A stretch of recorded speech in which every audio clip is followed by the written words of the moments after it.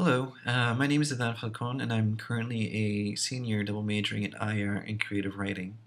This project will be addressing the controversy surrounding memorialization as a political tool and how artworks have been used to address and redefine the ways in which collective memory is constructed.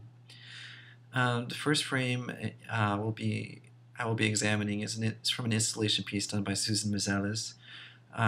It was shown in 2004 in a project she called Reframing History. In this image, two different scenes are shown through two different mediums. On the top is a picture of a woman in a red dress holding up a pushcart that's being shrouded in a burlap sack and held on by ropes tied to it. The area of the photo appears to be near some wilderness. In the image below, there's another image of a woman looking directly into the frame as she is sitting down. At the bottom of the frame is the subtitle that says, "All by myself I buried him. Believe me, all by myself, yes." The unnamed woman in each image are the same, but the image below is her most recent interview given to her for the project. Meisela had gained worldwide fame through her photographs taken for the Nicaraguan and Salvadorian insurgencies in the late 70s and 80s.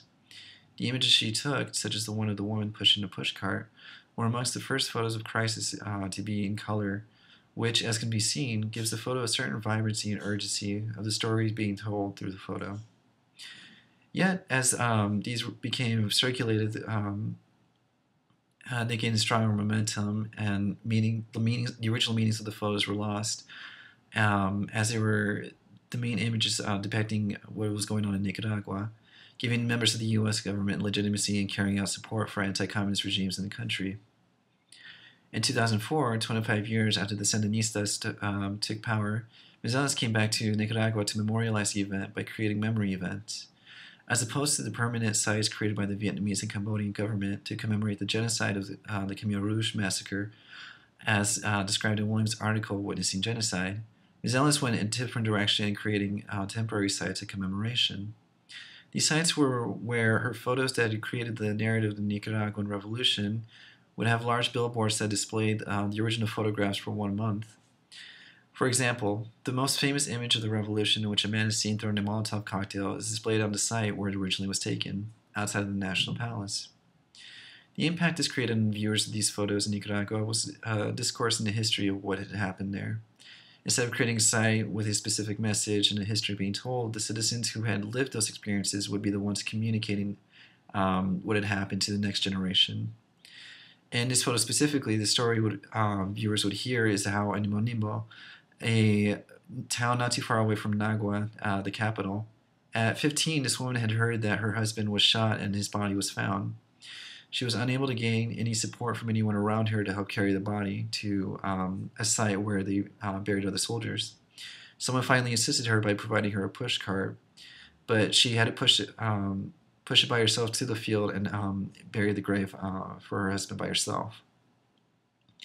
In the second frame, from an installation from that same year called Reverb, Lorie Novak uses multimedia as well to discuss the ways in which mass media has informed our collective memory and responses to events. The mediums she uses are projections of images from the internet, media, family photos, and photos from her own childhood. In the room that is shown, voices from a radio news broadcast are played as well as conversations between people.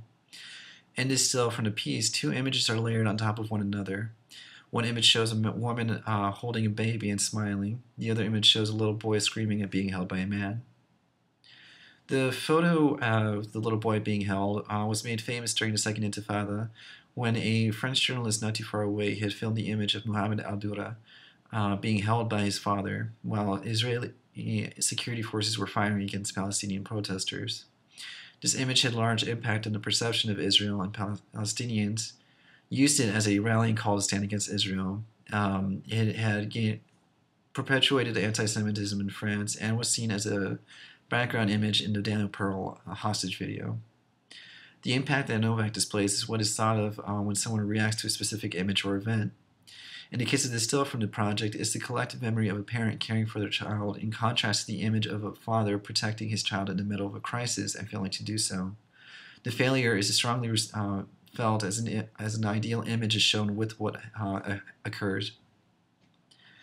The connection between both photos is how a collective memory is questioned through different mediums influenced by mass media. Meisela examines the impact of her own work and how the revolution in Nicaragua was constructed, and Novak looks at how American perspectives on worldwide events are connected to our own personal experiences. These images matter because they question how we process our experience when confronted by them and how decisions can be made because of them. In Williams' article on memorialization, it argued that the sites used to interpret the history of the Khmer Rouge massacre were ineffective in creating mobilization. In these photos from two different installations, a dialogue is created by the viewers to question the events of what has happened in regards to U.S. foreign policy. A discourse is created between different generations in Nicaragua,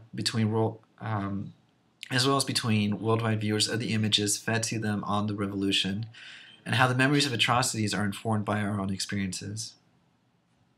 Thank you for taking the time to see how images are multidirectional and why they matter.